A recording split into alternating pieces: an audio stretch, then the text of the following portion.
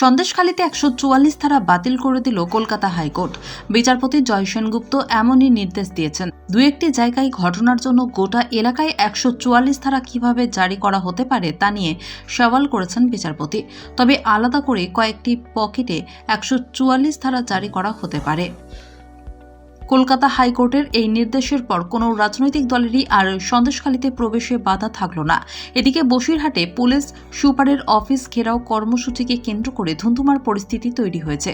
পুলিশের ব্যারিকেড ভেঙে ভেতরে ঢুকে পড়েছে বিজেপি কর্মী সমর্থকেরা।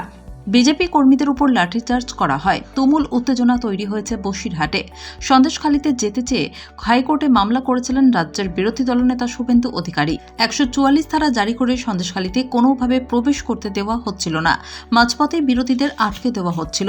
বিজেপির প্রতিনিধি দল, বাম প্রতিনিধি দল, এমনকি কংগ্রেসের প্রতিনিধি দলকেও আটকে দেওয়া হয়।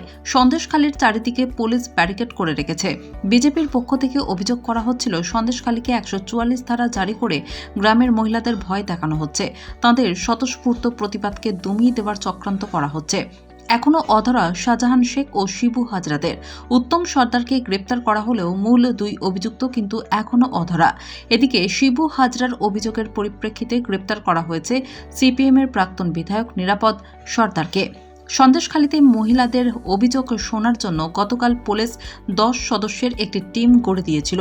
সেই টিম আজ সকাল থেকে সন্দেশখালীতে পাড়ায় পাড়ায় ঘুরে তারা অভিযোগ সংগ্রহ করেছে। গ্রামের মহিলাদের কাছ থেকে অভিযোগ জানতে চেয়েছেন তারা।